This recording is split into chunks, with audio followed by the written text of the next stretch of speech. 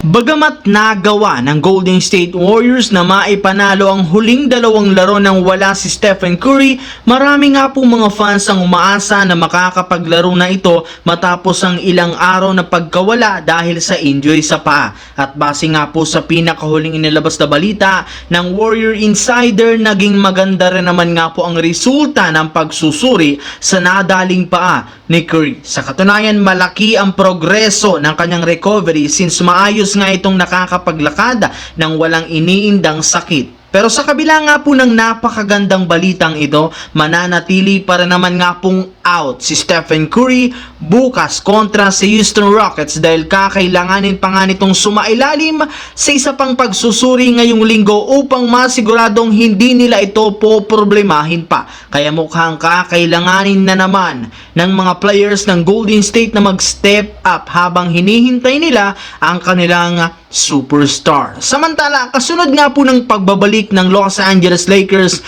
sa winning column, naging malumanay nga po ang vibes ng kanilang team dahil hindi sila babagsak sa standings ng West, hindi kagaya last season. At isa sa mga rason ng kanilang pagkapanalo ay ang ginawang adjustment ni Coach JJ Redick sa game plan at rotation. Ayon sa source, bago pa man nga po magsimula ang laro kontra sa Raptors, binalak na nga po nilang baguhin ang game plan kung saan mas pinili nga nilang ibigay ang bola kay D'Angelo Russell na nagkaroon dito ng mainit na shooting sa clutch time. Pero marami pa rin namang mga fans ang duda sa naging move na ito ni JJ Redick dahil naniniwala ang mga ito na pinapaganda lang naman nga po ng Lakers ang performance ni D'Angelo Russell upang tumaas ang trade value nito. Sa katunayan, dito nga at eto ang paraan na mas madaming kupunan kagaya ng Utah Jazz ang magkaka-interes sa kanya bago ang trade deadline sa Pebrero.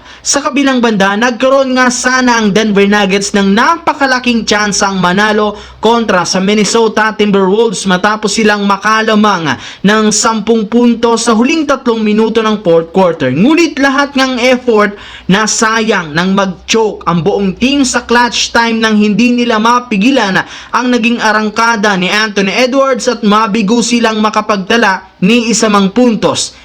Airball pa ang huling tira dito ni Nikola Jokic. Kaya sa pagtatapos ng laban, sari-saring pambabatikos mula sa mga fans ang kanilang natanggap dahil kumpara last season, kitang-kita kung gaano kalaki ang ikinabagsak at ikinahina ng lineup lalo ng bench. Pahirapan pa nga po ang mga players na dito na makapag-ambag. Maliban dyan, trash talk ang inabot ng buong Denver Nuggets kay Anthony Edwards matapos itong sabihin na napatunayan nga ng Minnesota Timberwolves na hanggang ngayon hindi pa rin nga talaga sila kayang talunin ni Nikola Jokic at Jamal Murray kahit man nagkaroon sila ng malaking pagbabago.